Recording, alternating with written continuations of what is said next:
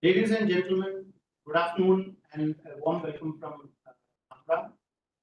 We welcome you to the second webinar of the NAFRA webinar series, Thinking Audit, Not Taking Audit.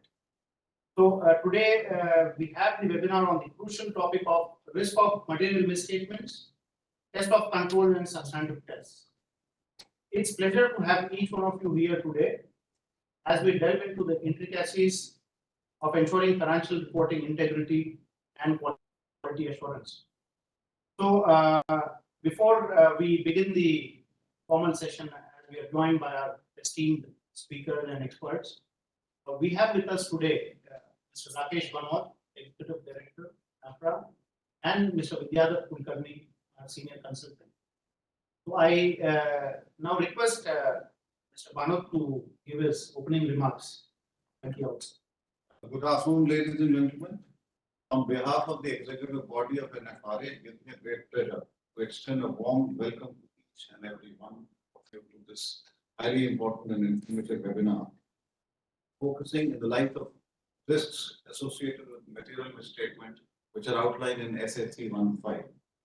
The theme of the NFRA webinar series is Thinking Audit, Not Taking Audit, where we are trying to emphasize that auditing is not merely about ticking boxes and fulfilling regulatory requirements. It is about identifying risks, its evaluation, and providing valuable insights to the stakeholders. In this context, documenting the risk of material statement, misstatement requirements is essential. It is not just about keeping records. It shows careful planning, assessing risks, and being proactive in addressing challenges in a complex business environment. Today we have the honor of hosting distinguished speakers, Mr. Balaji and Mr. Sandeep, who are experts. Jaideep, I'm sorry, I got the name wrong. Mr. Jaideep, who are experts in their respective fields. They will generously share their knowledge, expertise, and valuable insight, which will not only enhance our comprehension, but will also motivate us to enhance audit practices. This webinar serves as more than just a platform for sharing information. I encourage all participants to actively participate, pose questions, offer their viewpoints. It presents a chance for us to engage in collective learning and development. I also place on record our sincere gratitude to our executive body, our chairperson, for guiding us in all our endeavors, which includes the conduct of this webinar. I hope our discussions today will lay the groundwork for a future where audits transcend mere checkboxes and become strategic instruments that substantially enhance the financial transparency and accountability. Let's embark on this journey of reshaping audit strategies together. And I handed over to Shyam to carry on with the further proceedings. Thank you, Mr. Banod, for your opening remarks. I have with me Mr. Kulkarni, who is a senior consultant, who's been a guiding force planning and execution of this webinar series. I request him to kindly introduce our esteemed speakers for this webinar. Thank you, Shyamji. Thank you, Manoj sir. Good afternoon, and once again, warm welcome to all the participants. And I have really the pleasure of introducing today's the distinguished eminent speakers who are actually experts in the field of auditing. So we have two experts in audit field today who will take us through the very important area of audit documentation and in respect of certain class of accounts in the area of risk of material misstatement and test of controls and substantive tests. Our first speaker is CA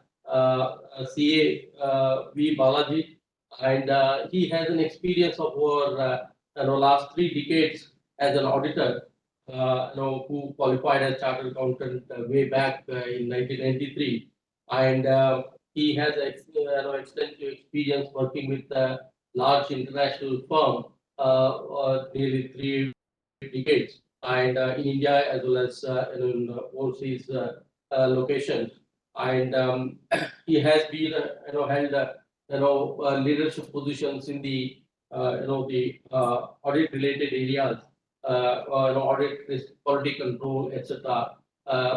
In a large international firm, and he has also been associated with various expert groups, etc. Of the our Institute of Chartered Accountants of India.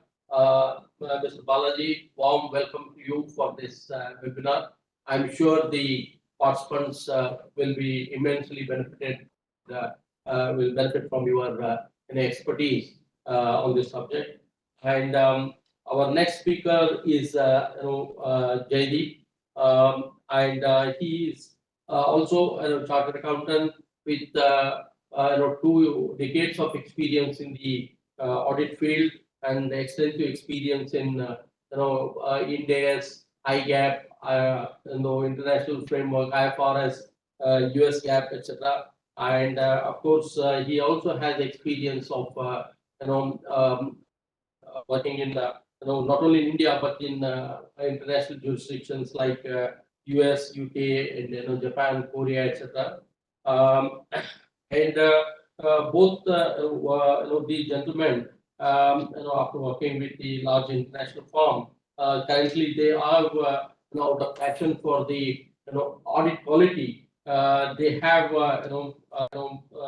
started a firm called True and Fair Professional Network, and which is one of the kind of this firm in the world with a objective of enhancing the audit quality. That's sort of an clear objective of that the institution which they have started. So I have really great pleasure in welcoming both the gentlemen for this webinar, and share their expert knowledge in the field of audit documentation, which is a very critical and fundamental area of audit process in the contemporary professional standards. So with this very few this quick words, without spending much time, so now I'll request the Mr. Balaji and Jaideep to start the session, and then I hand over the platform to Shyam to take it forward. Yeah, maybe we will embark on this journey. Mr. Balaji, kindly take us through the presentation. Thank you. Thanks, Shyamji. Thank you, Vidyaji, for the kind words of introduction, and thank you, Shyamji and Rakeshji, for setting the context for this particular webinar. We are personally very impressed and very appreciative about the theme of the NAFRA webinar series, Thinking Audit, Not Ticking Audit. We actually say that audit traditionally used to stand for all you do is tick. That stands for audit. We want to move a stage where all audit is related to all you do invigorates thinking. That is where we want to lead to. So that therefore thinking audit, not being audit is a very, very apt theme. We are very, very impressed about it and very appreciative about the theme which is there. The second thing we are very thankful to NAFRA is to speak about a very important topic, which is on assessing risk of material misstatement and the documentation related there too. Because risk of material misstatement is actually the canvas or the path from which an auditor travels from the objective to an opinion, or from how he reaches the opinion to meet the objectives. So therefore, it's a very, very important standard in the framework of standards on auditing. And as auditors, traditionally, this standard is not fully understood or not fully applied in the audiences, what we are practically saying as we are working with many CA firms. And therefore, we are very happy to talk about this particular topic, trying to bring in some more clarity in terms of what this standard is and how this standard has to be applied.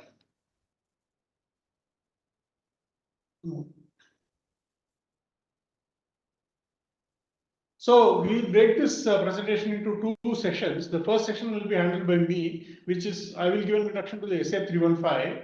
And then session 2 will be relating to how we practically apply the principles of SA 315. And for example, we are continuing with the example laid out in in the last session by Amitesh and Sahil in terms of the property, plant and equipment. That is how we have structured this session. So this SA 315 we are going to be talking in the context of the exposure draft of SA 315 which has been issued in India, because we believe that the standard will get notified very shortly. The second reason why we want to focus on the revised SA 315 is the revised SA 315 is substantially the same as the old SA 315, but brings in more clarity in terms of what has to be done in SA 315 as such. The only additional topic which is there in the exposure draft of SA 315 is the audit of the IT environment. We will definitely touch upon it in this presentation, but this whole presentation is primarily focused around the requirements of the exposure draft of SA 315, which in my view has to be anyway compared with the auditors even in the extant SA 315. So we look at what is wrong. Before we get into what is wrong, so if you look at the audit planning journey, which was started off by Amitesh and Sahil in the last session, you start off with SA 220 quality control, which gives the engagement partner a lot of responsibility on the quality of the engagement. Then you get into planning, including fraud risk consideration of laws and regulations in the audit. You determine your materiality, then you come to identifying assessing risk of material misstatements and responses thereto and the documentation of that. In this webinar, we will be covering primarily SA 315, SA 330 in terms of how we respond to the risks in terms of control testing and substantive testing, and we will also talk about the documentation of whatever is being done. In audit, the mantra is very simple, which is if it is an audit not documented, it is not done. That is the mantra. Therefore, whatever we are talking in this seminar or webinar, ideally, the same theory and practice should be documented in the audit file to demonstrate compliance with SA 315 and demonstrating a high quality audit. So documentation is pervasive through the standard, and therefore, whilst I will try to highlight the importance of documentation, you can't overemphasize the requirement of that. It is always essential. Now, what is a wrong? The word itself says it's material. Therefore, the material has to be material. That means the magnitude should be very critical. And then the probability of that error happening should also exist. If these two conditions are met, then that misstatement becomes a material misstatement. Material misstatement therefore has two components. What is the likelihood of the error happening? And if that error were to happen, what will be its magnitude? If these two components are there, then automatically a risk becomes a material risk, which has to be factored in for the audit. Now, how does an auditor test the risk of material misstatement? Now, when I look at the material misstatements can be at two levels. One, it can be at the financial statement level. For example, if I say that there is a problem with the going concern of the entity, going concern issue will impact the financial statement pervasively because you will have to record all assets and liabilities at realizable values. That means it's going to impact the financial statements pervasively. Therefore, a going concern risk is a risk which is a pervasive risk which is at a financial statement level. The second type of risk is a risk which is remaining only at the account balance level. For example, if I say that there is a risk is that the trade receivables are not provided appropriately, then that risk remains only with isolated only with trade receivables. It doesn't impact the whole financial statements. And identifying the risks at both the financial statement level and your account balance level becomes very important to plan your further procedures. How do you address the particular risk? That becomes very important. Therefore, these two categories of risks you need to understand. Understanding risks at the financial statement level and understanding risks at the account balance level and assertion level. We'll come to the assertion level in the subsequent slides. Now, when you look at a risk, the risk actually consists of two components.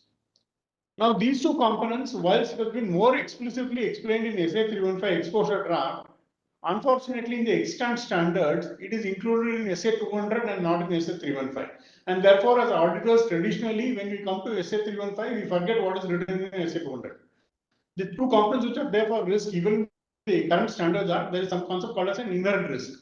Inherent risk means what is the risk which is inherent in the control itself, in the risk itself, without consideration of any control activity. That means how vulnerable is the account balance to a risk without considering the controls which address the particular risk. On its own, how vulnerable is it? I'll explain this concept in slightly more detail in a subsequent slide. The second component of a risk in the component of the risk in the risk of material misstatement is the control risk. So we all know that when there is a control put in place by the company, the control is to prevent or detect frauds and errors. But the control also has an inherent limitation that whatever way the control is designed, it will still not be able to prevent the fraudulent errors because of the inherent limitations in control, because controls many times are exercised manually, and since it's probably exercised multiple times a day, one time it may not be exercised the way it is intended, and therefore there is an inherent risk that the control will fail. And therefore, these two components of risk have to be understood better to decide on the level of the risk which exists in the account balance and for you to plan your further procedures. Now, how do you start your risk assessment procedure? The risk assessment comprises two elements. One, when I talked about financial statement risk and account balance risk, from a SF 315 perspective, it is slightly making it slightly broader, saying that you need to identify business risks which are going to be pervasive.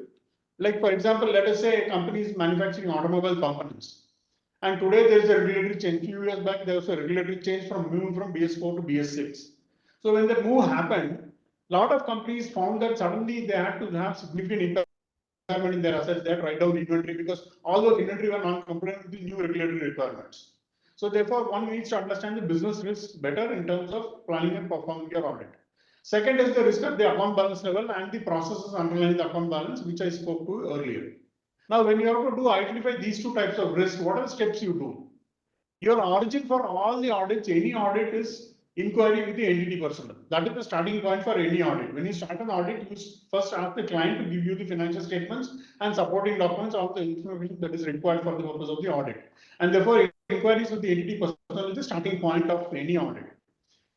Second thing is, we are also need to be, in today's world, we have to be very cognizant about what is being reported in the public media or the public sources, so that you can factor those risks appropriately as you perform your audit. But media, we have not highlighted in any bold and things like that, because media many times may be speculative also. Therefore, auditor needs to use his proper judgment before going after a particular media report. Observation inspection. Next is, once I know the client and inquire with the client, I should walk around the client and try to understand how the company is running its businesses, the entity is running its businesses. Therefore, I need to observe, visit factory visits, maybe visit the branches, maybe visit some of the key locations of the entity, just to understand how things are happening in that particular location.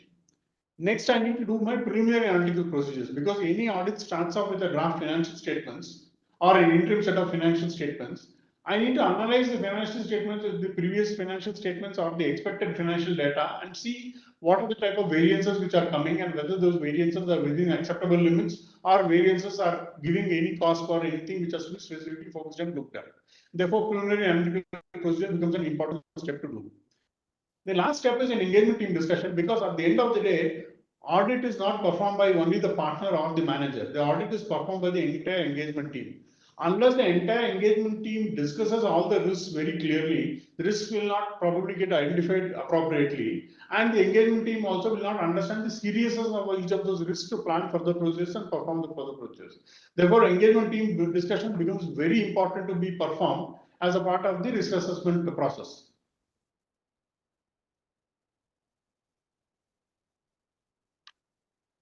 So we'll get to some more granularity. So when you are talking about understanding, you will first start up with understanding the entity and the environment. When I am looking at the entity and the environment, it includes understanding even the regulatory environment in which the entity works.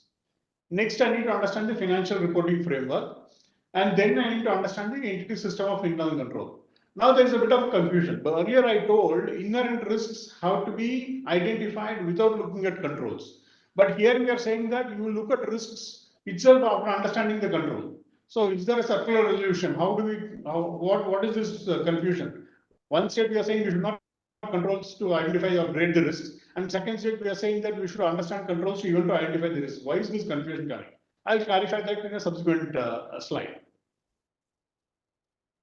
So when it comes to understanding the entity and the environment, it's a very simple process. You need to understand the entire group structure of that particular entity. For example, if let us say entity is part of a large group, and then you find that some of the companies in the group are struggling, it is quite likely that this entity also will get roped into the same struggle, because it will have to provide financial aid to bail out the other companies. And therefore, understanding the group itself becomes very important, not just the entity.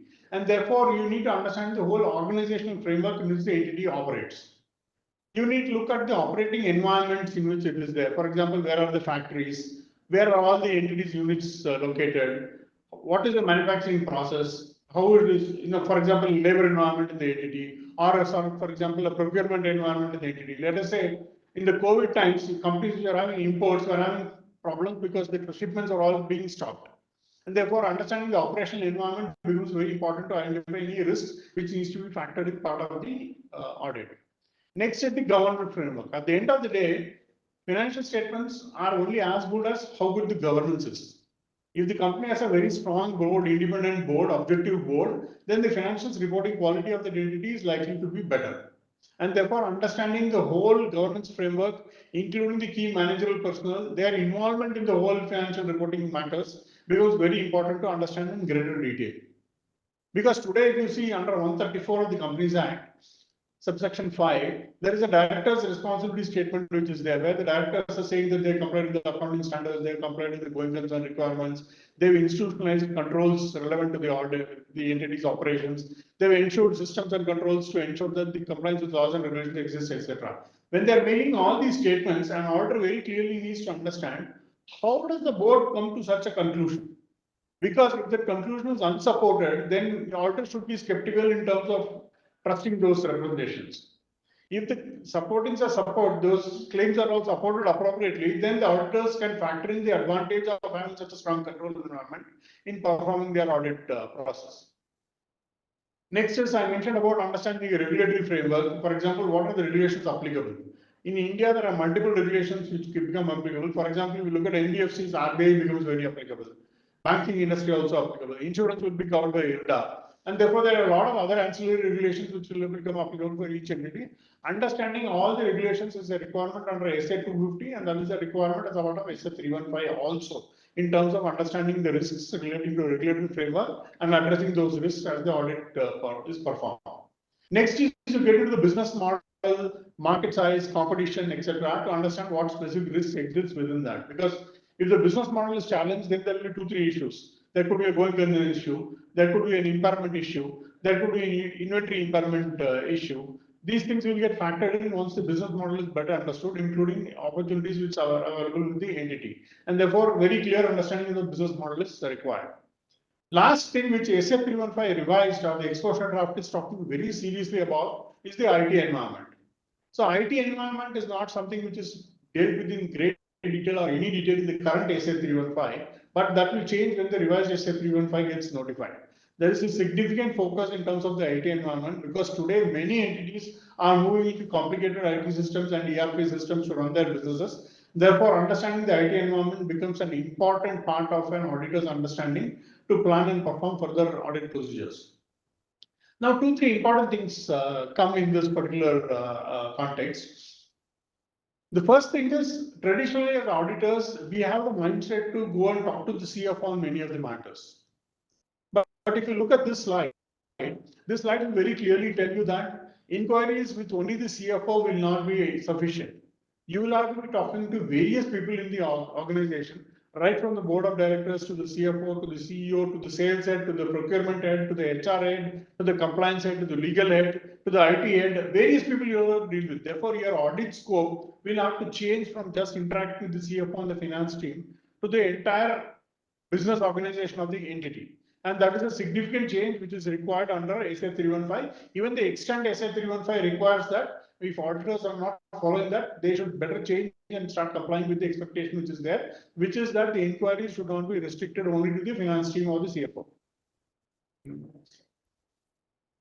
So when it comes to the financial reporting framework, so in India, as we all are aware, we are currently operating under 2 frameworks. One is the AS framework and one is the Ind AS framework. Therefore, one needs to very clearly understand what is the framework in which the entity is required to report the financial statements. In addition to that, there will be additional financial reporting requirements specified by laws and regulations. For example, NBFCs will have additional requirements for disclosures under the NBFC prudential norms and RBI requirements. Banking similarly will have additional requirements under the Banking Regulation Act. So one needs to understand the whole financial reporting framework, not just restricted to the accounting standards, and then ensure that all that is being factored in as a part of the audit. Now, one of the other important things which comes when understanding the financial reporting framework, which is being very specifically highlighted in the revised exposure draft of SA 315, is that auditors need to spend more time in understanding key management estimates and management's policy on related party relationships and transactions. Because I think globally, issues have been found out in audit performance around these two areas, and therefore ACR 315 revised brings in additional focus in terms of auditors' expectations and requirements of compliance in terms of management estimates and related party relationships and transactions.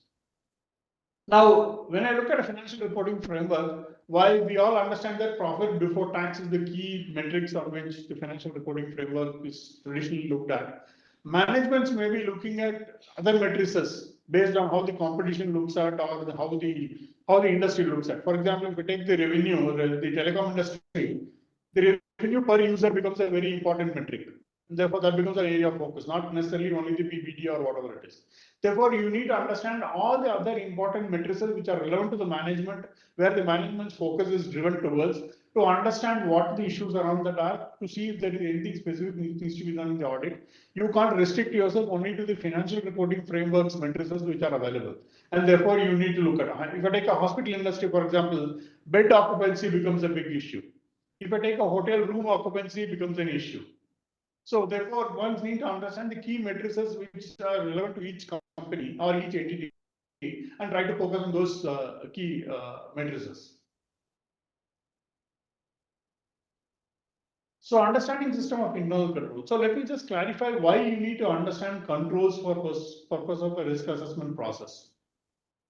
The minute So control, we are talking about system of internal control. We are not getting into detailed understanding of the specific controls. We are talking about system of internal control.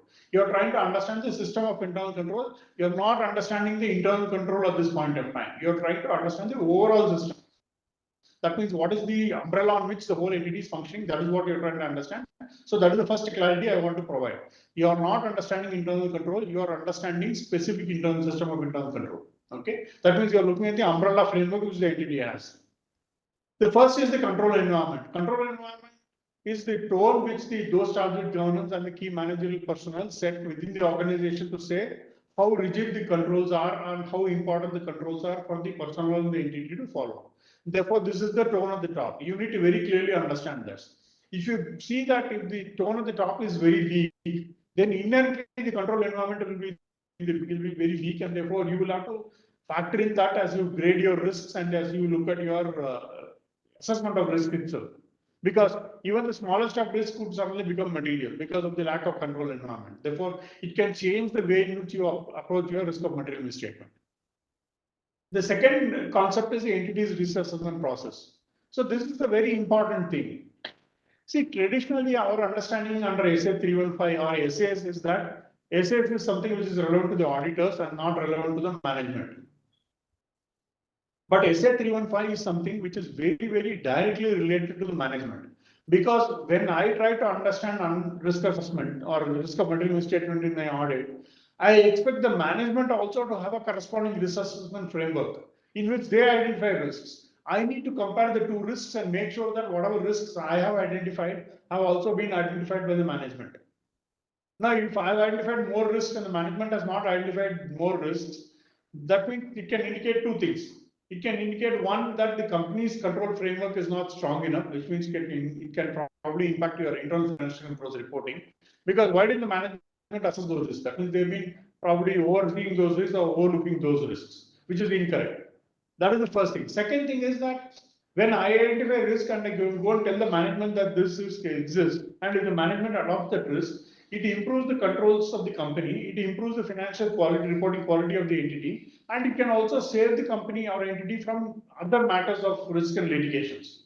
And therefore, SA 315 is actually not just an audit process, it is also a value add to the audit client, because a lot of information and knowledge can be passed on by the auditor through the risk assessment process and synchronizing it with how the management is doing the particular process and making sure the management has considered everything. Therefore, risk assessment process is not just relevant only for the auditor, it's an important aspect of the management for them to comply independently. The next is, once I have all my controls, risk assessment all in place and I put in my controls, what is the process the entity has to monitor compliance with that controls? For example, do they have proper internal audits? Do they have proper segregation of duties? These are things which needs to be understood as a part of the entity's monitoring process of the particular controls. Next is the IT environment. As I mentioned to you, today most entities are moving into a very sophisticated IT environment, and therefore it requires the auditors to understand IT environment. IT environment is to be understood in multiple levels. The first thing is what is the flow of information? Because when a control is being exercised, anybody exercising the control is using some information from the entity only. Therefore, there is an information which is used in the control, which is IUC, which has to be understood very clearly and tested for completeness and accuracy. The information is also used as a part of financial closing reporting process. One needs to understand how the FCRP process is structured so that you know that the financial reporting process goes through a proper process. For example, for consolidation, many entities use Hyperion. Therefore, one needs to understand what is the Hyperion process, how is the Hyperion structured, how is currency translations happening within Hyperion, how are permanent adjustments and temporary adjustments get within Hyperion. So one needs to understand the whole financial closure reporting process when it comes to as an understanding the IT environment. And then one has to understand the overall IT system itself. What are the access controls which are there? What are the security controls which are there? And how do program changes happen? How do program development happens? So basic controls around the IT system itself, not specific to any particular application, that also has to be understood from an IT environment perspective. Okay. Then you get into understanding the control activities, whether they are manual or automated or even review type controls. You need to identify what are the controls which are there so that you can properly scope them for testing. As I mentioned to you, risk of material misstatement is identified before considering controls. One of the other thing is this. When you look at understanding the controls, when you identify a control, why does the management have a control? The management has a control only because there is a risk. So understanding control also is a pointer to tell that there is a risk which exists, which has to be factored in for part of the audit. Forget whether the control operates or exists or whatever it is. The minute that management claims that there is a control, it automatically indicates that the management is having that process only because there is a particular control which is there. And therefore, understanding controls also becomes important in identifying risks. Next, once you have identified the risk, you have to grade the risk in terms of what is the inherent risk which is there within that particular risk. Now, SA 315 is giving further revised SA 315 exposure draft is giving further guidance in terms of how the risks have to be graded. When I'm saying the risk has to be graded, the risk is related to an assertion. We'll come to the assertions in a subsequent slide. But you are actually grading the assertion which is impacted by the particular risk. So what are the factors which are impacting the level of the risk? One is whether it can be based on the qualitative or quantitative nature of the risk, and it includes complexity which is there in the risk, the subjectivity, the change, uncertainty, or subject to management bias or fraud. Let me give an example. Let us say there is a risk relating to identification of derivatives. Now, derivatives is a very complex subject. Therefore, the inherent risk for that particular identification of risk, there is a risk that derivatives are not identified appropriately. Now, when I say that particular risk is there, automatically the risk deals with the complex matter of derivatives. And it is also subjective because there are multiple arguments whether it is derivative or not. And therefore, the level of the inherent risk factor for such a matter will be probably higher end of the spectrum of risks. Let me take another example. Sales are not recognized on, revenue is not recognized on shipment of goods. Now, when you look at the risk is not complex because shipment of goods is a matter of fact. It is not subjective. There is no change in the particular risk because the process is the change. There's nothing uncertainty because it's a matter of fact. And it is not susceptible to management bias or fraud because the issue is this, you know the revenue recognition is only on deliverable goods. And therefore, the inherent risk for such a risk will be very low because there is nothing, no complexity or subjectivity or change or uncertainty or any of the risk factors are not present. And therefore, one as an auditor, what happens now is you need to identify initially the risks. You will identify the risks based on likelihood and magnitude. Once you identify that there is a risk which is material, because it is likelihood is very high or probable or whatever it is, and the magnitude is also material or significant, then for that risk, I'll go and grade the risk into whether it is low, medium, high, or whatever criteria the firm has. So the grading of risk becomes very important because the grading of risks tells you how much of sampling you need to do and test the risk. For example, when you get the risk as very significant or very high, automatically your sample size has to increase because the risk is very high, you have to test more. But the lower the grading of the risk, the lesser will be the sample size. Therefore, the grading of the risk, inherent risk factor, becomes very, very important in the audit performance. Now, next is, once I grade the risk, I need all the risk as a significant risk or a normal or other than significant risk. Now, standard is using the word significant risk and then it's leaving it open. You can grade it in any which way the firm's policy suggests. What is the significant risk? Significant risk is something which is graded in the upper end of the spectrum of inherent risk. That means I say that the risk is very, very high in grade inherent risk. Then I say that it's a significant risk. And move to the next slide.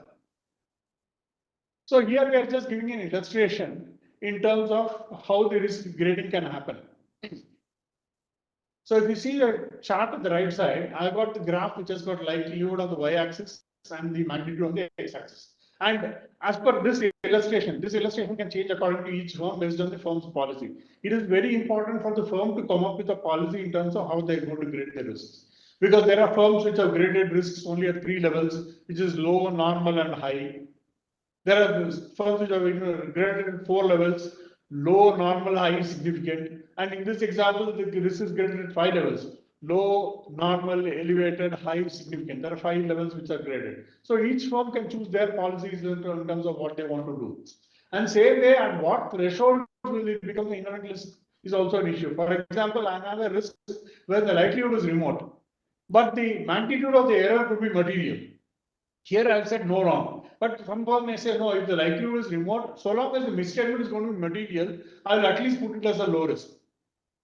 And if it is significantly material, even if the likelihood is low, I will still call it as a normal risk. That is the grading which the firm can choose as per their policy.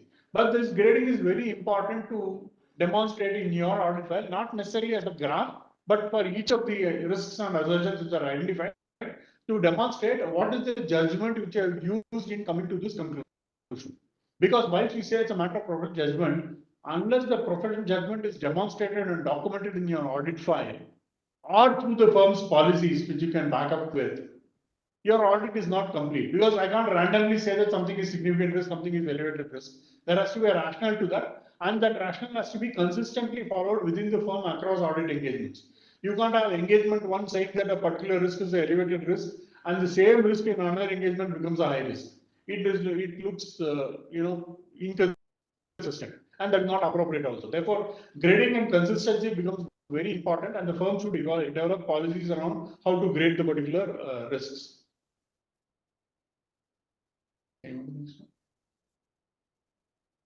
So some of the pitfalls which are there in the risks which we are seeing as we are working with audit firms in terms of risk of material misstatement is something which are highlighting here.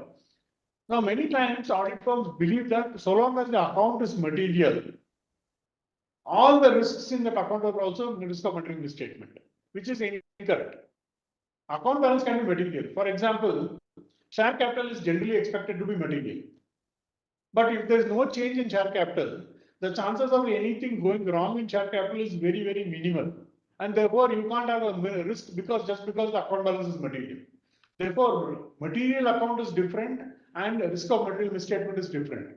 Material account is identified to see whether I need to scoping for testing or not, but the actual is tested based on the risk of material misstatement which is there, or some minimal amount of testing is done. But the two terminologies of material account and risk of material misstatement cannot be used interchangeably. That is incorrect. The second thing which you are generally saying is that high and significant risks are not appropriately identified or documented in the audit files. Okay, and similarly, significant risk is generally limited to fraud risk relating to revenue recognition or management overall controls, because these two are anyway required under SA 240. Therefore, many audit files blindly say revenue is a fraud risk. When you say revenue is a fraud risk, it doesn't even go to identify what exactly is the fraud risk in revenue. It doesn't go and say revenue is a fraud risk because revenue recognition policy is incorrect, or I early recognize revenue, or late recognize revenue, or I sell to fictitious customers, because each of them specifically deals with different assertions, and therefore the risk has to be pinpointed. And the last common issue which we are finding is that many times an audit is performed without identifying any risks. You just perform certain standard audit procedures across all balances and say the audit is complete. Basically, the audit is not based on SA 315. It was It is probably based on a concept which existed before SA 315 was introduced, which is not appropriate. And therefore, risk of material misstatement SA 315 is a mandatory standard which is required to be complied with in every audit. Now I'll come to assertions, and the assertions because it is linked to audit plan by account. So when I say there is a risk, let me say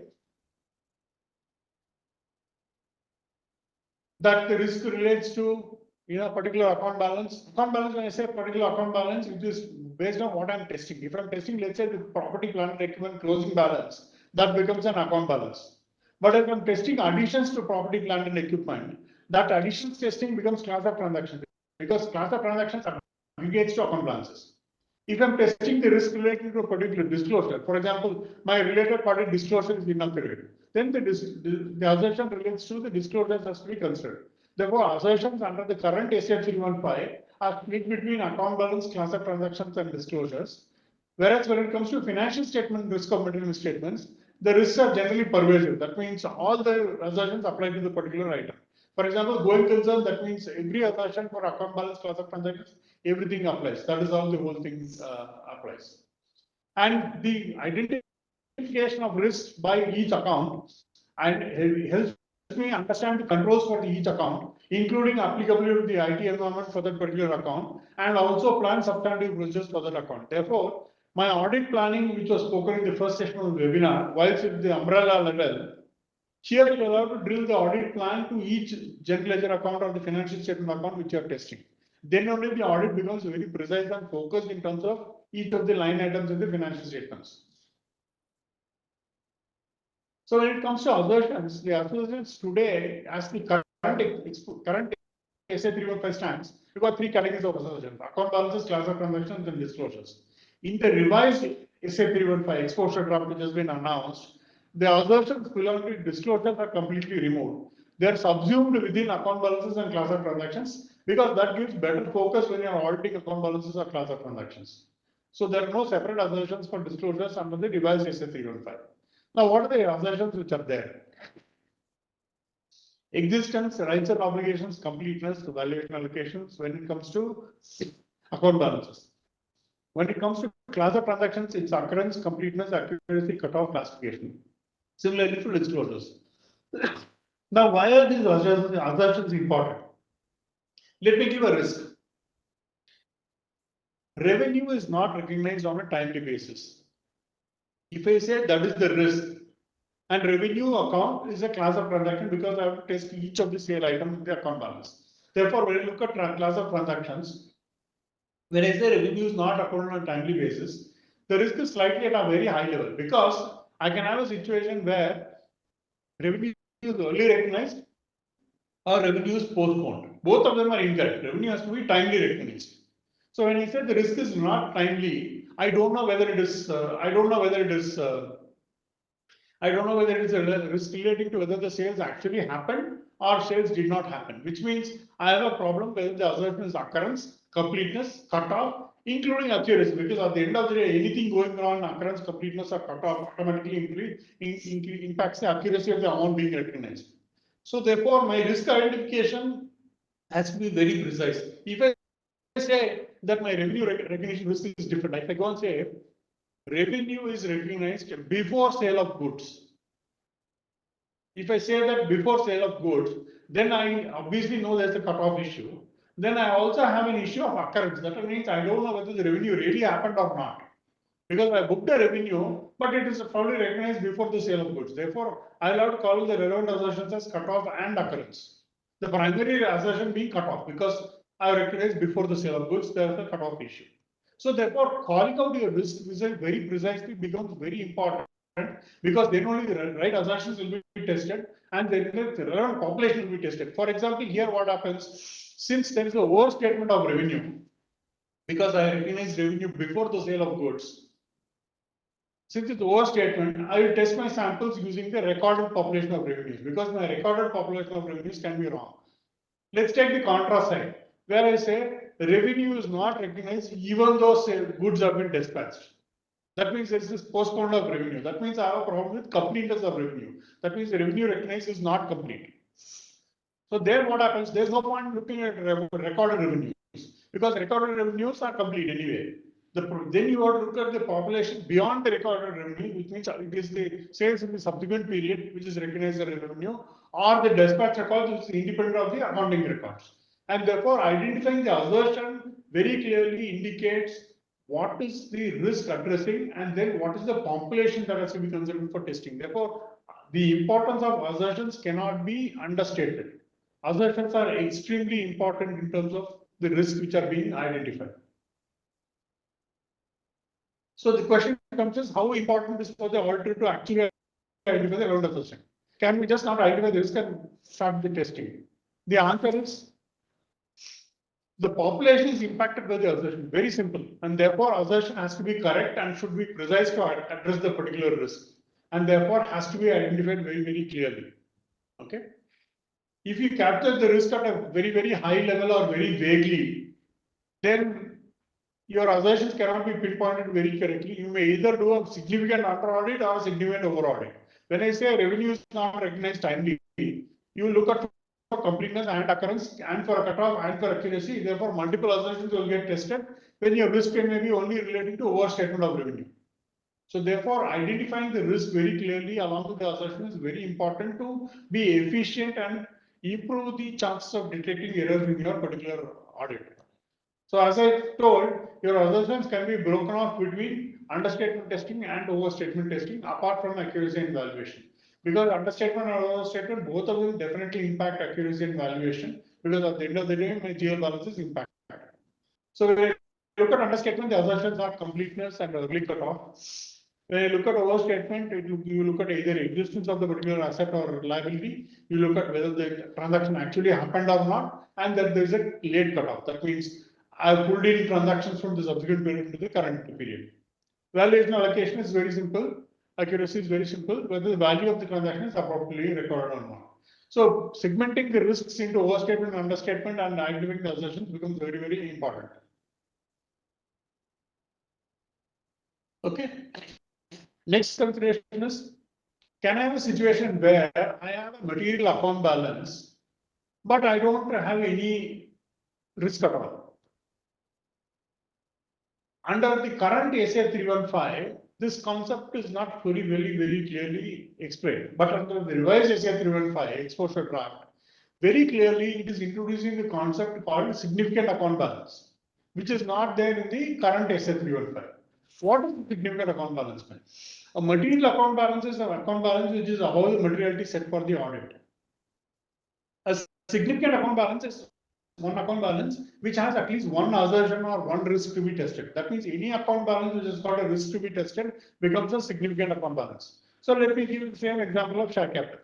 A share capital could be a material account balance, but not a significant account balance because there might have been no transaction on share capital during the year. And therefore, understanding the difference between material account balance and significant account balance becomes very important. If there are material account balances which are not classified significant because you need to identify a risk, as an auditor, SA 315 requires you to go back to those account balances and see whether you missed identifying any specific risks. Assuming that you are still convinced that it's only material, not significant, SA 330 para 18 very clearly says that you will still need to do some minimal amount of substantive testing for such account balances. Therefore, you can't have a situation where a material account balance is completely scoped out of audit. That cannot happen at all under this Amazon auditing. At least some minimal amount of procedures are required to be performed. Now, once the risks have been identified and once they have been graded, now I'll get into understanding the controls. Okay, for every risk, there is a control which is defined. Okay, I'll give the concept of control quickly. See, control is an activity which is performed by the control owner.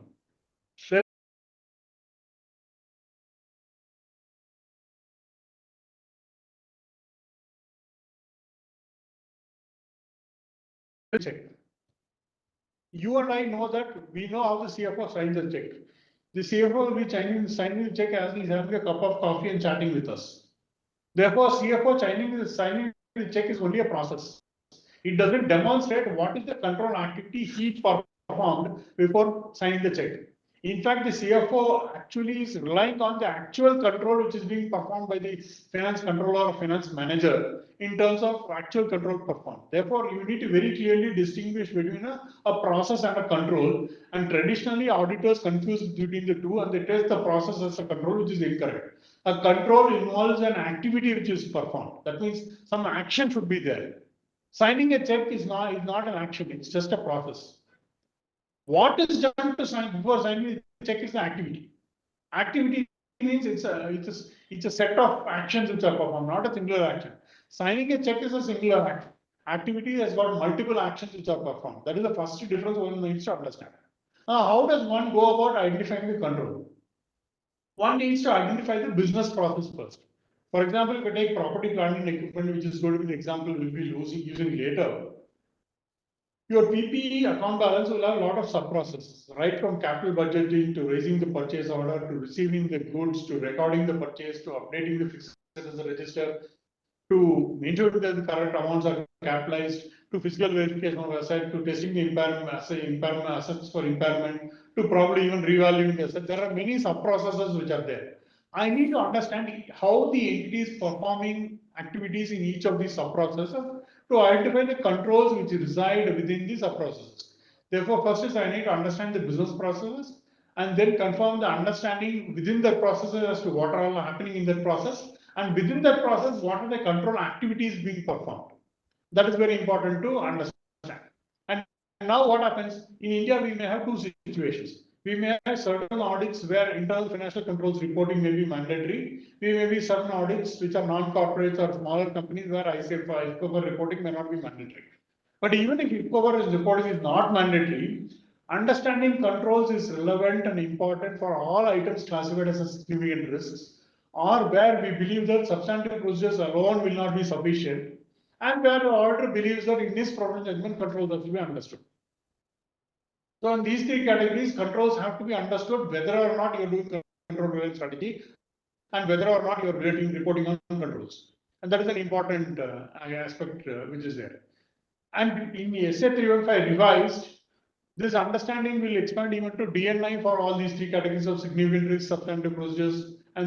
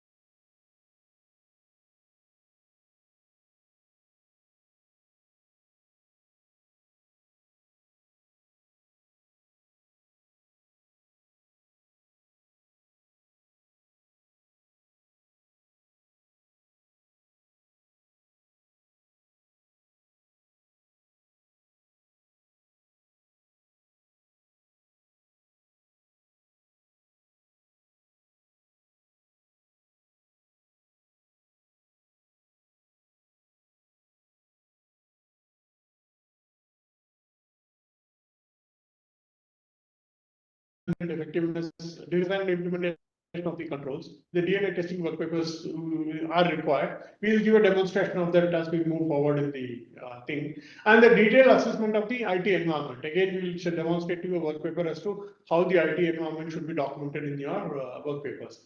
Typically, you look at the access security, program changes, program development, data center network operations, along with the other application related controls which are testing. Now, when I look at the pitfalls which we are traditionally seeing, dependent controls are not really focused on by the auditors at all, because they don't identify dependent controls and each control is tested in isolation. And if the dependent control is failed, the final control is also failed. That is not being looked at. Second thing is segregation of duties is not really focused on by the auditors or by the management also, because SOD is a fundamental concept of the controls environment. And if SOD fails, barring exceptions, which should also have mitigating controls, SODs should not fail in a good control environment. And the SOD segregation of duties testing is an important component of how the auditors evaluate the design of the control. Okay. And then with the IT applications and interfaces are looked at, many times all the applications are not identified for testing. Okay, so because some application, for example, I'm having an application for raising the purchase order. You may say that a PO does not impact my GM, therefore I'll scope it out. But PO is the one which is used to record the purchase in the GM, therefore becomes an important application for testing. And therefore it has to be scoped in. Therefore, scoping of the application becomes an issue. Second is there are applications which may be hosted by third parties, so service organizations. For example, a third party organization may be running the payroll. So how do we know what are the controls in the third party organization, both as a service organization and the application used by them for processing payroll to make sure the payroll is correct? This has to be scoped and tested. That is not really done in many engagements. Okay. ITGC controls are not factored in at all in terms of testing. Many times that is also missed out. Then you have got automated controls. Again, their automated controls also may be dependent on other dependent controls which is not being identified. Can you move next? Next, I'm spanning the substantive procedures. Substantive procedures, again, two mistakes happen. Substantive procedures are today traditionally done for the account balance as a whole. That means the substantive procedures are designed agnostic to the risk, which is incorrect. Your substantive procedures has to be tailored for each risk which has been identified. It has to be tailored. Therefore, every account balance will have multiple sets of substantive procedures addressing a different risk. Now, if there is no risk which has been identified, then I can get into standard procedures. Then there could be additional procedures which are required because of the India-specific reporting requirements, like, for example, Rule 11 or GARA or Schedule 3 disclosures, where I need to specific additional procedures to comply with these requirements. Therefore, your substantive procedures itself can be broken up to three categories. Now, substantive procedures again should be based on a population which has been correctly identified in terms of testing, and the sampling should be based on such stratified population. It can't be general population. For example, when I'm testing overstatement of testing, it should be from the recorded population. When I'm testing understatement of sales, it should be from the corresponding population. And therefore, identification of samples is very critical. When I note exceptions in my substantive testing, two things happen. One is I need to reassess whether my controls opinion is correct or not, because there is not an exception in the controls in the substantive testing. And second is I need to see how much more substantive testing I need to do to ensure that there is no other errors which are remaining. Exceptions cannot be isolated, it has to be investigated to see whether they are exceptional items or not. So documentation requirements, there are multiple things which have been listed out here. I'll pass it on to Jaydeep to run through the documentation requirements. So key aspect that comes in is maintaining detailed documentation for understanding your process that we covered as a part of understanding the entity, identifying which are the various risks and what can go wrong, evaluation of those risks from based on inherent risk factors identified, evaluating the likelihood and magnitude. Again, as Balaji mentioned earlier, there should be a policy as to how this goes with the risk classification that each firm can have.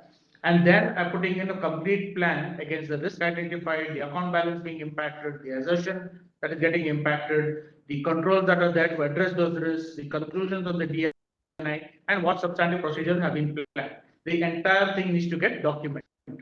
Now, I'll try and give you certain examples of what all we've been talking about and how this can probably get as example forms for documentation. For example, we're looking at understanding the entity and environment.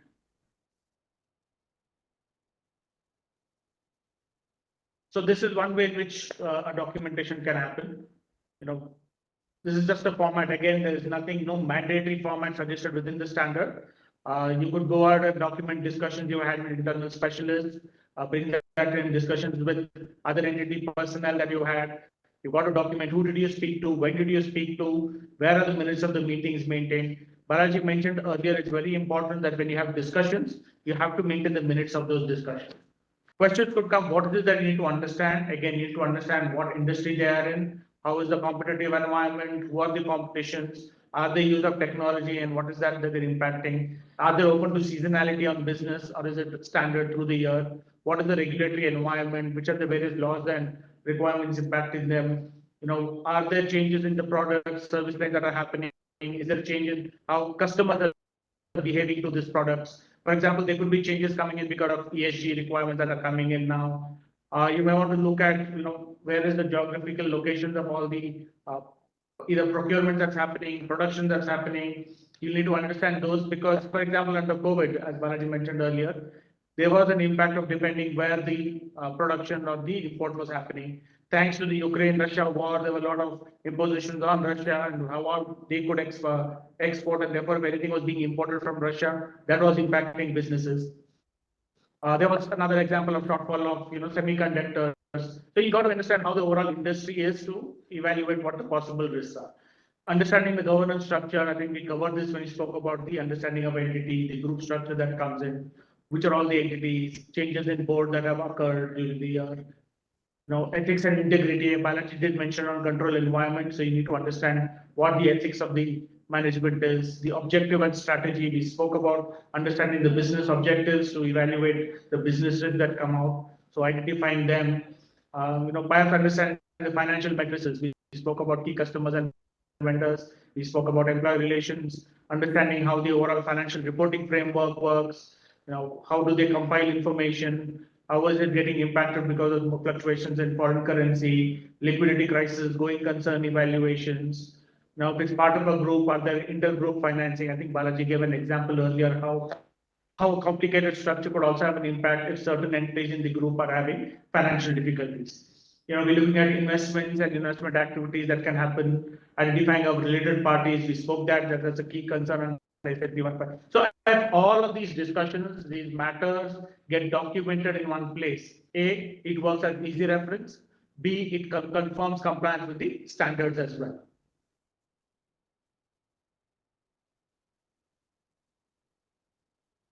Okay. There are also other work paper formats we can look at, but time permitting, let me just try on consideration of fraud on an engagement. This is another way we could look at it, the way fraud has come across, looking at the various risk factors. Each of the risks need to be evaluated for consideration of fraud. Now, this is because revenue is considered as a mandatory fraud risk factor. It's rebuttable and therefore needs to be evaluated. So we've got a work paper documenting each of the risks where they get evaluated. Management estimates, Balaji did highlight that management estimates as well as related parties also requires specific evaluation. So understanding what the risk is and evaluating them to see whether it's a fraud risk factor or no is also a key element. So again, a documentation of all of this becomes very important to identify what are the possible risks and how do we go about evaluating them. That brings an end from the session 1, and we'll try and get into a case study specifically on how do we go about doing all of this and what is it that we need to document by looking at a specific case study on property, plant and equipment, which is something that we are carrying off from what was done in the first webinar. Key points again, this is a simple case study, so illustrative processes. It does not cover all the activities one needs to do. The activities that are documented here or what we'll be discussing is very specific only to the case study. The controls and substantive procedures that we will also cover is only for this illustration. What you may see in your plans should be completely different. So I am Rajiv, an audit senior. I recently completed my training and I have been assigned to the audit team responsible for the annual audit of Good Taste Limited, a company manufacturing various unique ready-to-eat products. The company is both into research of new flavors and products as well as manufacturing them on a large-scale basis, and is one of the largest companies in this sector. I have been tasked with carrying out the risk assessment with regard to audit of property, plant and equipment. So join me as I get into the preliminary activities related to risk assessment. So now what is it that we and Rajiv would be doing? One is, basically starting on the risk assessment procedures, examination of prior year files, understanding the entity's MIS. So when we are doing this, we are trying to do this not necessarily interacting with the client. This is based on information A, what is there in our prior year files, and what is it we've received from the client before we go to the location. So we go through this to get a preliminary understanding. So under this case study. Welcome to Sunshine News.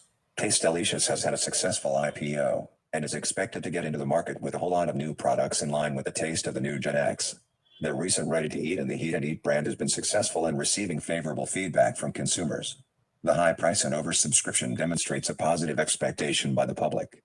The analyst reports indicate with the ever-changing geographical mix in all large cities across all countries, shows that a choice of different food, other than local cuisine, has become a must, and a market that Taste Delicious has successfully ventured into. In a recent conversation, Rohit Lal, the CEO of the company, stated that in 3 years they would be the market leaders in this space. Stay tuned for more updates. Let me start with the review of the prior year work papers to understand more about the account balance. From the audit work paper, there appears that the carrying value of assets included a large amount under capital work in progress.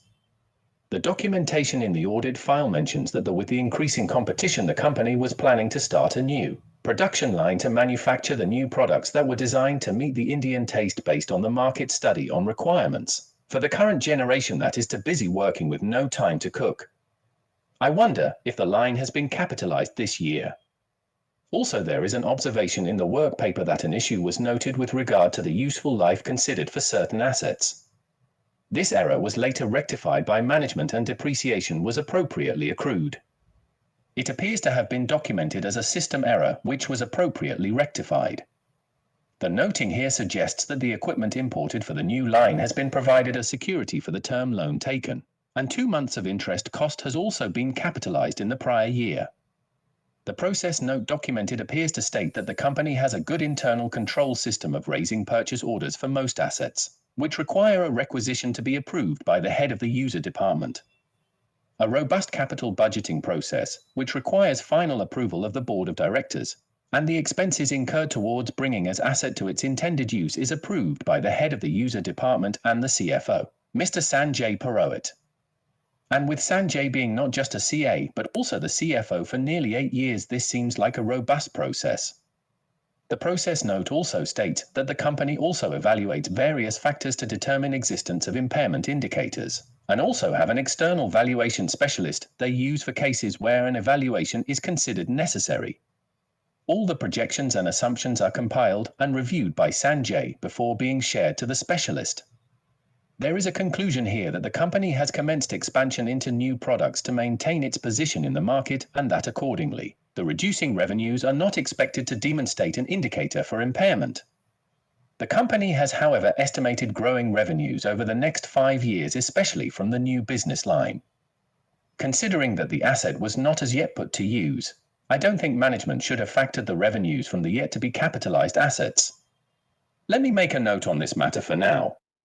The finance team has shared the latest annual MIS report and the certified final copies of all the minutes of the meetings of those charged with governance, along with the draft financial statements. The balances between MIS reports and draft financial statements appear to be in agreement. There appears to be an increase in the gross block from Rs 350 crores to Rs 500 crores during the year, and some marginal increase of 5 rupees crores in depreciation expense. The asset roll-forward schedule appears to be in agreement with the books, and the MIS report states the entity has commenced commercial production early September, and that this has resulted in improved revenues during the year.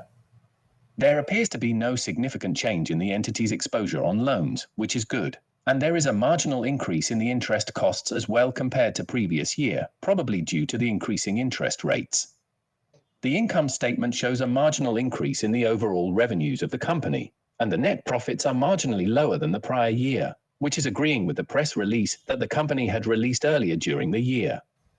I think it would be a good plan for me to also discuss this matter with the client personnel to understand more on what has happened around the asset capitalization and their expectations on this line, as well as how the rest of the company's business is doing.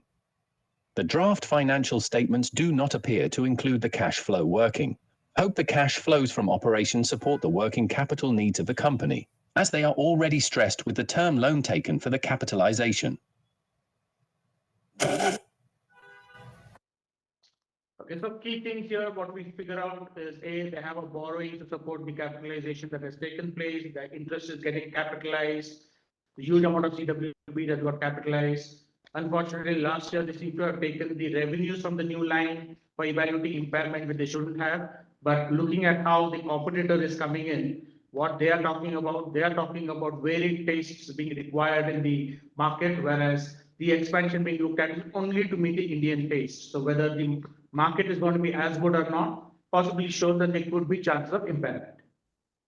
So what do we do next? Next, we have inquiries with management so that we can carry out analytical reviews.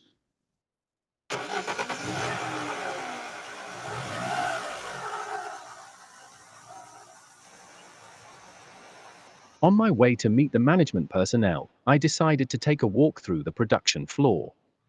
I noted that the new production line was operational. The 5 equipments constituting the line was consistent with the imports made in the previous year. The line was working fine when I met the production in charge at the end of the line. Hello, Monica. I see everyone is busy with the production today. Hi Rajiv, nice to see you again after the inventory count. I guess you are now here for the audit. Yes, the new line is working well, and there has been good feedback from both quality and marketing teams on the output. So, can you brief me on how the whole capitalization process was with the new line, any concerns or matters I need to be aware of? Also, I noticed that the production at the other lines is not as much as the new one, all going good there. Well, we did have some initial hiccups when we first started the line with the product not meeting the quality standards, and it took quite a few trial runs to get to the final quality we wanted to commercially produce. It was not easy, disposing the trial production output, but we were able to get a contract with an animal feed vendor and were able to sell the output at a reasonable price. It's all been good now, and with the demand for our new product, we have been running for 3 shifts as well. Our loyal customers appear to have been very excited with the new products and the demand has been growing. Since our focus and the customer demand was on the new product, the rest of the lines and products have been working on a single shift and we were able to meet those requirements. I guess it's the excitement of the new product and all should be back to normal soon. Well, it was nice seeing you again. Hope the audit goes smoothly. See you later. Good morning, Sanjay. Nice to meet you again. Was just chatting with Monica earlier on my way here on the new production line. I requested this meeting to discuss a few matters concerning your property, plant, and equipment before we commence our detailed audit. Monica mentioned that there were some concerns meeting the initial quality requirements, so wanted to understand if that had any implications on the timing and value of capitalization. Further, heard your competitor Taste Delicious completed their IPO. Would that have any impact on your growth plans? Nice to meet you again, Rajiv. Let me give you a quick update on the current year events. As you know, we did capitalize our new line this year, and within the timelines agreed with the board. As you are aware, all the key equipment was imported last year, so it was more a matter of installation and testing the initial production capability in the current year. Thanks to Monica's focus on getting things done, we were able to achieve the commercial production with the quality standards being met and started producing mid-September. We had to ensure the product hits the market by October, as there was significant investment also made into the marketing plans for the new products. Fortunately, it all fell into place and was a smooth process. Well, Rajiv, nothing other than the usual issues related to setting up new lines, like ensuring proper installation is done before testing the equipment. Getting all the raw materials of the right quality and on time, but there were nothing unusual, and all the trial production costs have been captured with the line cost. The initial items produced were not for human consumption and did not meet some of the standards set, so we had to dispose them off through our usual scrap vendors as animal feed. But that is what we do with all our scrap items. Further, as you are already aware, we did take out a term loan specific to the project last year and drew down the entire amount towards the equipment imports. All incremental costs were through internal accruals. Unfortunately, the new line is already bearing good results. That's really good to hear, Sanjay. What about the useful life of the line? Any issues there? Also, my question on the existing lines being used, any revision in their useful life as well? Well, we did get our internal experts, and Monica was one of them, to evaluate the useful life, and we have considered it at 15 years, which is in line with the requirements of Companies Act and a 5% residual value as a standard. There should be no issues in that regard this year. As regards the other lines and products, it's all as per budget, and there is no reason for us to visit those matters again. As you may have noted, there has been a growth in the revenues this year, contributed by the new products, and we do expect them to continue contributing. The profits have not seen a growth mainly on account of higher marketing costs incurred this year to push the new products, which is a one-time cost.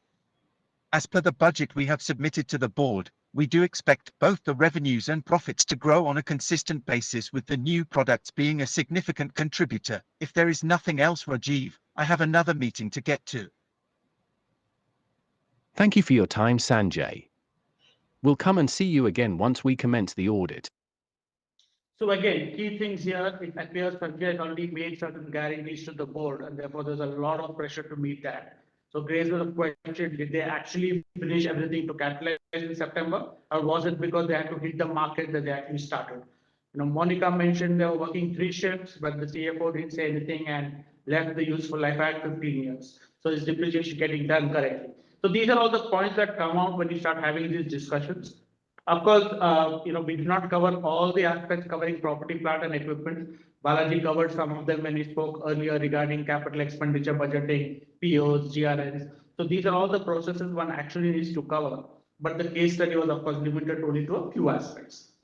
Now, based on what we observed in the case study, we've got a concern that's coming out on purchase of capital goods may not be recorded in the right amount. Not all components are getting capitalized separately. Expenses capitalized may be inaccurate, considering the fact that there is a lot of other costs that get included along with what was imported last year. Useful life may not have been done correctly. We had that concern in the prior year also.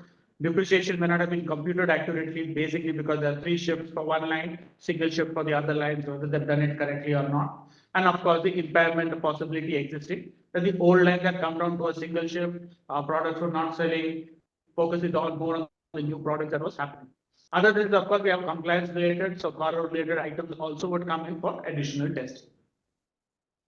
Next, we had to classify this risk against the relevant account balances. You will observe that this being a double entry system, more than one account does get impacted. And also there are multiple assertions that get impacted here. Based on the assertions that Balaji had previously shown, yes, existence is not coming in any of the risks that we've identified, all probably because Rajiv went down to the production floor and actually saw physically the assets were already existing. So he's not identified existence as a risk. Also, from a depreciation perspective, completeness is coming in, but classification is not. And that is because we have only one GL code in the case study. So it doesn't get classified anywhere else. Now what we've done and we've identified the assertions to the risk, we go in for evaluation. So you look at the possible inherent risk factors. When you look at the impairment, there's a complexity because you don't know what kind of valuation model comes in. There is an element of uncertainty because you're using futuristic projections. And there's an element of management bias. Why? Because Sanjay already came out and said they made certain projections to the board, and therefore he has to ensure that he's able to meet those projections. Now we are looking at about 350 crores of opening block plus 500 crores of capitalization during the year. So any impairment, of course, is going to be significantly material.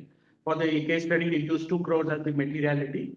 Therefore, likelihood is highly probable, magnitude significantly material, and based on the table that Balaji showed us previously, the risk goes in as a significant risk. Next, we looked at another example of depreciation expense. Again, there is an element of subjectivity and change there. Why? Because identifying which lines of businesses are having multiple shifts is an element of subjectivity. They need to evaluate and make sure that information is captured. And there's an element of change. Why? Because this has to be evaluated year on year. It's not that you set it up in the system once and don't touch it. If this year they work 3 shifts, they have to revise the depreciation. Next year it's 2 shifts, they'll have to revise the depreciation. So there's a constant change that is required. Likelihood, it's probable. Monica did mention 3 shifts for one line and single shift for the other lines. But extent of materiality, now we are looking at the 3 shift impact only for 6 months. So the extent of magnitude is considered material. Again, based on the table that we had, it goes as an elevated risk. So similarly, we consider classify each risk. Then we get into controls. Now, the important part is you have your control description should be complete. It should capture who is doing it, what are they doing, what is the source of information. Once they receive the information, what do they do with it, and how do they conclude it. In this case, the example we've taken is for the purchases that is coming in. We also discussed that when Rajiv went through the process note in the prior year. They have a good capital budgeting process. They look at all the verification, all of that gets done. So we do an evaluation of the design. We looked at the design factors Balaji had put in earlier. Appropriateness, whether it's meeting the risk we've identified. In our case study, it does. Whether the frequency is sufficient, it's performed each time there's a capitalization happening. Therefore, frequency is appropriate. Competency, the controller is a CA with 7 years. The CFO has got more than 8 years experience. So that way the overall experience and rights is appropriate. Level of aggregation and dependency, in the current example, we do not have those things. Criteria of investigation, if there's any error noted, the GM does ensure reconciliation is carried out. So we conclude the design is effective. Then we move on to implementation. For the implementation, again, your work paper documentation should show which is the sample you picked up, who has done it, who was the person responsible for the posting, who has reviewed it, what was the document they have looked at, how have they concluded. So in this case, we've done a reperformance of the control. As Balaji mentioned, inquiry alone is not enough. We need to do certain other activities. So in this case, we've reperformed. We've taken all the relevant documents. We've reperformed the entire activity that needs to get done by looking at all the supporting documents. And in this case, noted that the capitalization was appropriately carried out. And therefore, we concluded implementation is effective. And let's look at another scenario. Now, in this scenario, we looked at documents. We realized capitalization was not being done correctly. There was sales made of trial production. There was an invoice attached, but for whatever reasons, consciously, the revenue was taken into the P&L and not capitalized along with the cost of the asset, whereas all the other costs had come in. Similarly, interest that got capitalized was for the full year, not just for the 6-month period, saying the argument being that the loan taken was only for the asset, and therefore whatever erroneously they capitalized it entirely. Now, these were not in line with the control description that was given, because the control required them to ensure compliance with the accounting standards also. So here you go and conclude implementation not effective. So how does this impact? Now you're looking at it both at 2 scenarios. One, where the control design is also okay, implementation is also effective. Since the capitalization in our case was a single instance, that also meets the sample requirement for operating effectiveness. So overall gets concluded. Similarly, when you look at the second case, it's not effective. Again, it's a single sample because we had only one instance of line capitalization. You auditors will have to evaluate whether this non-effective implementation results in significant deficiency or material weakness, requiring modification in the audit report. Of course, there are separate sample sizes that come in. Balaji did mention whether based on your RAWC being lower or higher. So based on that, decide on your sample size and proceed with testing. Next comes in planning substantive procedures. Why do we need to plan substantive procedures and how detailed should they be? Your substantive procedures should be planned very specific to the risk that has been identified and should be very detailed, because the intention here is anybody who goes in later on, because this planning is done before field work commences, and therefore whoever goes down to the field should know exactly what needs to be done, which document they need to see, what is it they need to verify. Which means a planned substantive procedure should have a step-by-step information of what needs to get carried out. So this is of course just illustrative. I'm not saying all these are the only procedures to be carried out. All of this then compiled, and that becomes your audit plan by account. Now, if I have to give you an example, what an audit plan by account looks like, let's go again on property, plant, and equipment itself.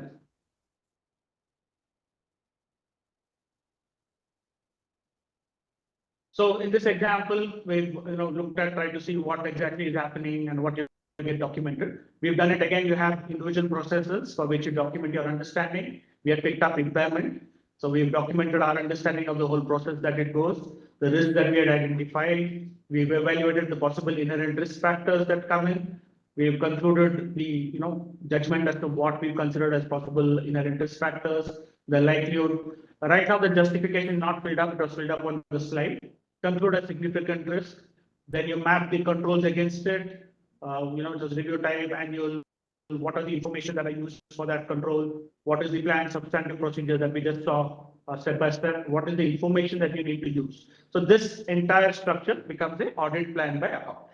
And this is what needs to get captured for every account balance that you're working with. With this, I bring my session to a close. I think we've gone past our time. My apologies for that. And we'll take whatever questions that is there from the panel as well as the other participants.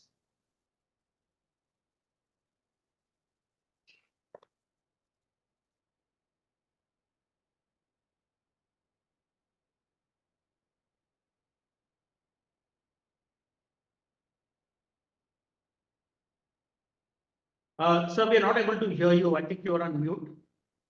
Yeah, I'm sorry. So I wish to place on record that the views and opinions expressed in this webinar are solely those of our esteemed speakers and the staff and the team. And this does not in any way reflect the official views or opinion of NAFRA. And this webinar is for informational purposes. We should bear that in mind, right? So thank you, Mr. Jaydeep. So we may take up a couple of questions now. So, Kuntal, will you begin? Yeah. So, one of the participants wants to know how to link the risk identified in the industry to the audit risk. So, if you're looking at industrial environment risk for a simple excuse, right? Let's take a manufacturing company which is manufacturing certain elements of paints. I would get the industry they are in. The Pollution Control Board has strict conditions on how effluents need to be treated. I need to understand how the thing is that it goes about, what kind of effluents happen, what is the process of taking care of those effluents. Simple reason, the Pollution Control Board can stop the operations tomorrow if the company has not met all the conditions. So the environment that they work in, the industry that they're working could have an impact, and that could impact my overall going concern evaluation itself. So that is one way of looking at how the industry risk can come in. Another thing is more on compliances. For example, Balaji gave an example of banking industry. You have your banking regulations. Any non-compliance, the company could end up losing the license there also. So these factors do impact, and these are risks an auditor has to be aware of. He cannot say these are compliance related, does not impact financials, because these all directly or indirectly do impact the company's ability to go forward. And therefore, these create possible going concern issue. Balaji, you also have any examples? Yeah, it goes with the risk which has been identified at the industry or environment level. The risk could be specific to account balance also. For example, I gave the thing of BS4 to BS6. That risk was specifically relating to impairment of plant and equipment and inventory. So it can drill down even to the specific account balances. Or it could be like what Jaydeep was giving as an example, where it could be pervasive to the entity itself. Therefore, it goes more with what is the risk and how does the auditor view that risk? Is it isolated to account balances or is it pervasive? Thanks. And one more interesting question is, the participant wants to know, in case of a financial statement line item like trade receivable, which is material, if adequate provisioning is not made, does it have pervasive effect on the financial statement? No, there you will go with what is the conditions given under SS 705 on modified opinions. This issue, it has got an effect on the financial statements on two lines. One, it has got an effect on the provision line item and the expense which is being captured in the P&L. So it is not pervasive to the financial statements. When you take pervasive to the financial statements, it should apply to multiple line items. Multiple means is definitely a substantial portion of the line items. There you go with the criteria given in SS 705. So the pervasiveness is a different evaluation when I'm looking at the audit report modification, and separately when I'm doing risk assessment for the purpose of planning my audit procedures. I think the question was if it's significant on the balance sheet as a single line item, the pervasiveness comes from an audit report modification evaluation, and not as a when I'm evaluating my risk and planning my procedures. So continuing further, if the provision is not adequate, then is there a management bias? My question will be then, is it a fraudulent activity? I'll start with that. The minute I say management is fraudulent, then the issue can become pervasive, because then they can biased in multiple places. Therefore, one is to understand what exactly is the nature of the issue. Whilst rule of thumb is to say that this is not pervasive, depending on the nature of the issue, nature of the management, nature of the control around the entity, I can also expand it to say that similar issues may be there in other accounts.